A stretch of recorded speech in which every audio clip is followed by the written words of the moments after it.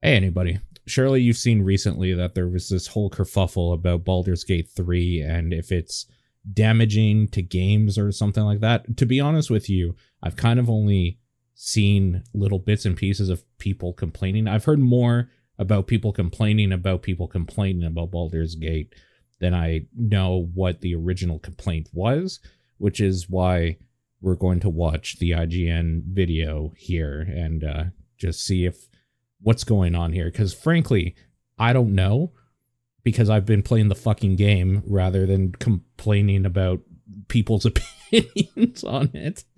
So let's see what's going on.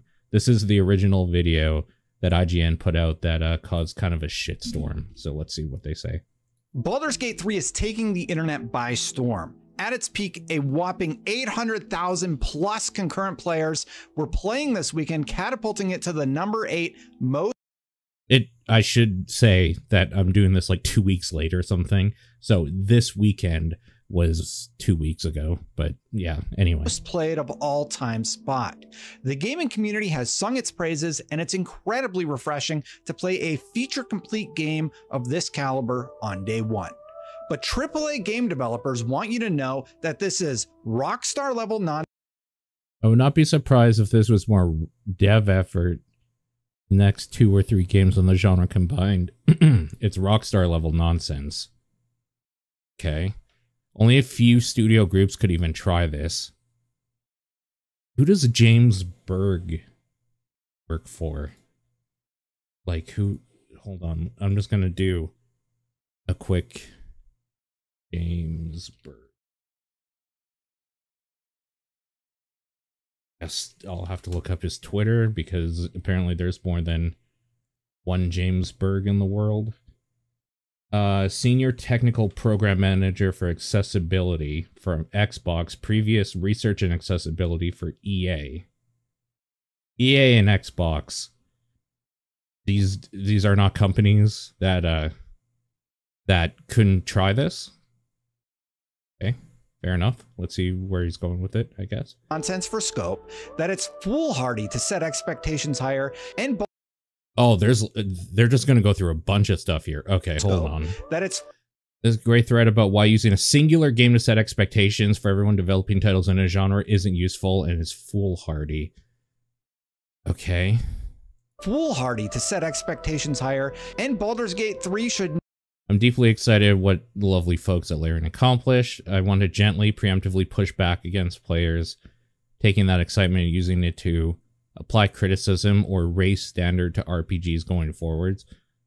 Okay, so is the problem that, like, this video is about how AAA studios with money and stuff and time and whatever, they're like, there's no excuse why they can't do something similar at least? And people are saying, what about indies? Is that where we're going with this? Not be used as a raised standard to RPGs going forward. Why was the first response to defend the current state of AAA gaming as opposed to saying, hey, maybe we can learn a thing or two from Baldur's Gate 3 and make our game better for our customers?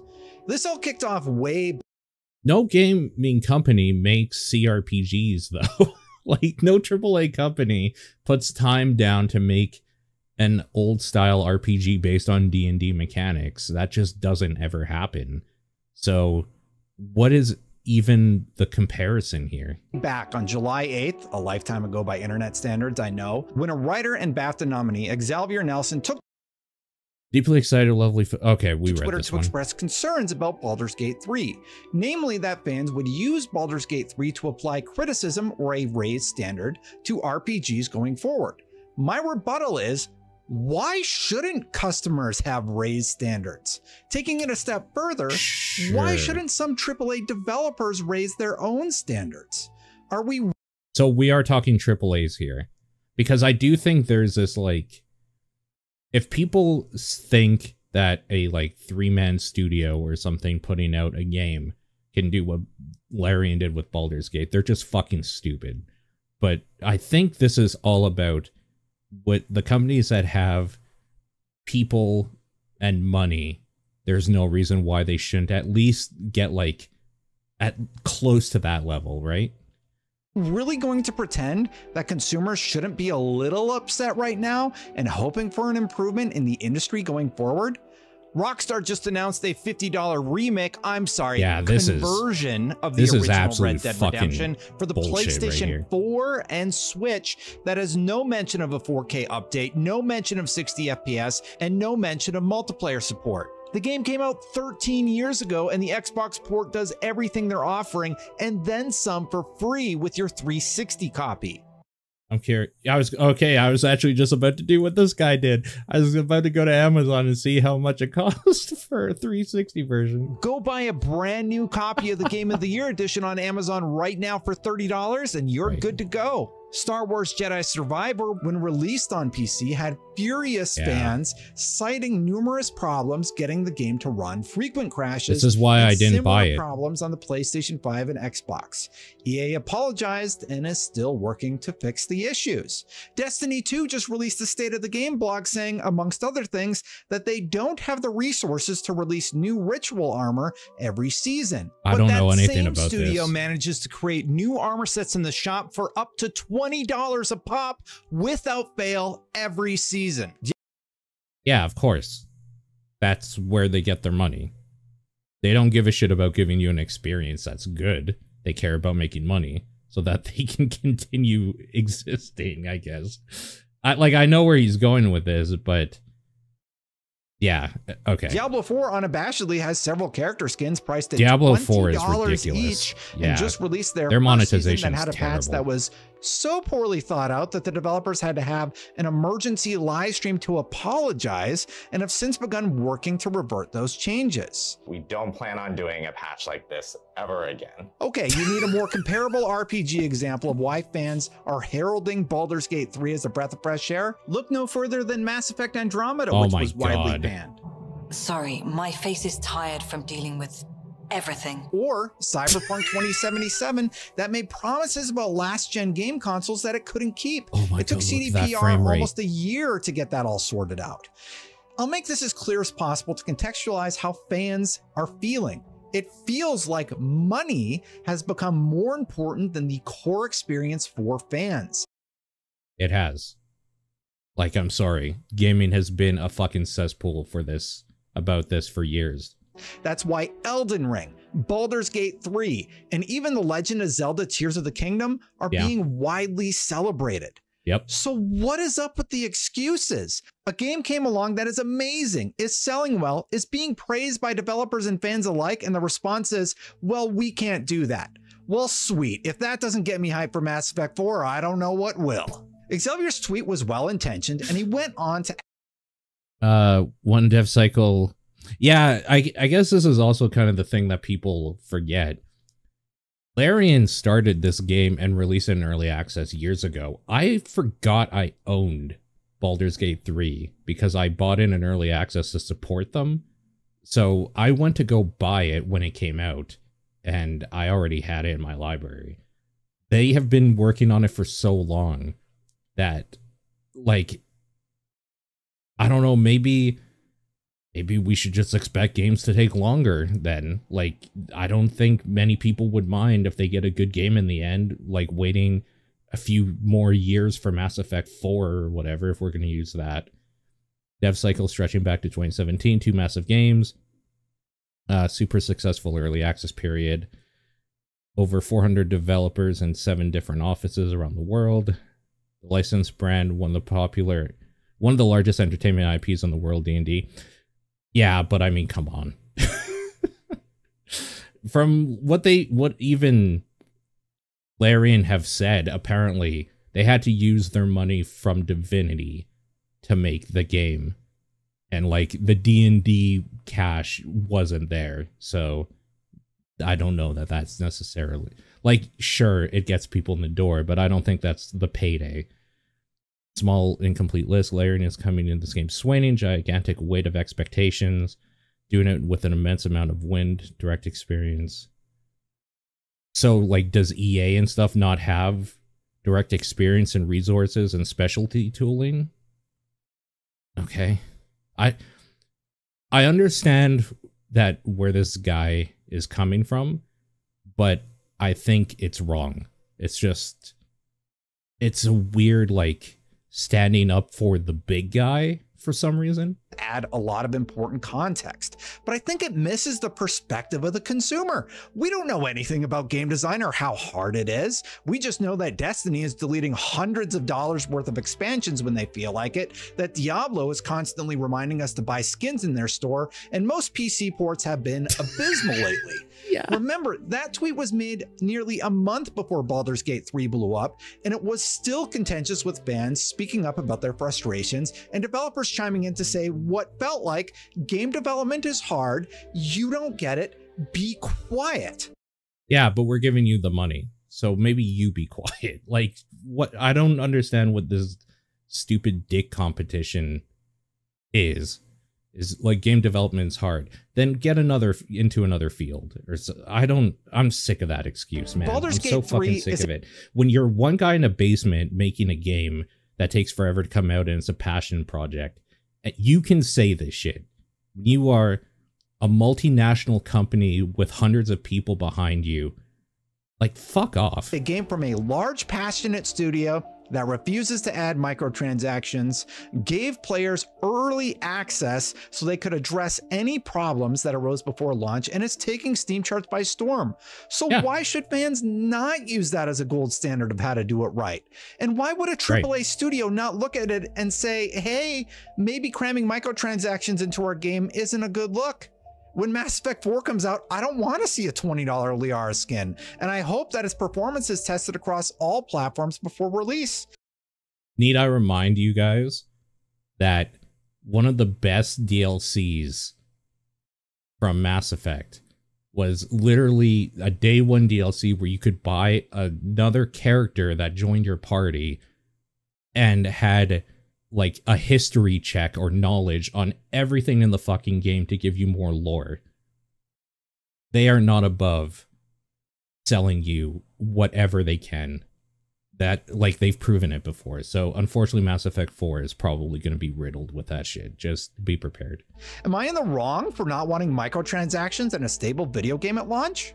Credit where credit's due now. There have been some really good examples of AAA games like the Dead Space remake and the Resident Evil 4 remake come to mind, both of which have been massive successes for EA and Capcom. Vampire Survivors came along and took the internet by storm last year. Do I need to bring up Elden Ring again? But that tweet blew up in the development sphere, and frankly, the pushback is just ridiculous. Developers should be looking at what Baldur's Gate 3 did and trying to replicate where they can, not jumping up to defend games that are cramming in practices that fans are getting fed up with.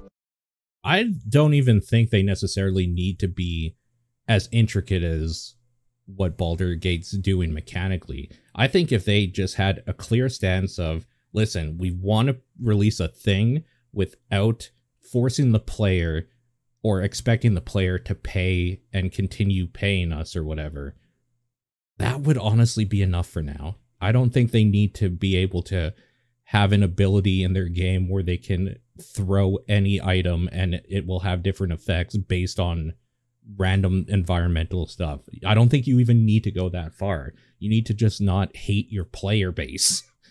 And make no mistake about it, these decisions impact game design. Many games are utilizing battle passes and player engagement as a metric of success. For a player, that means more grindy missions. That means more reminders to stop in the shop. Mother's Kiss prestige armor. It do be looking cool though. It's got kind of a weird like Predator thing going on there. When the only Predator really is Blizzard. It means a boring grind because keeping players engaged is a key metric.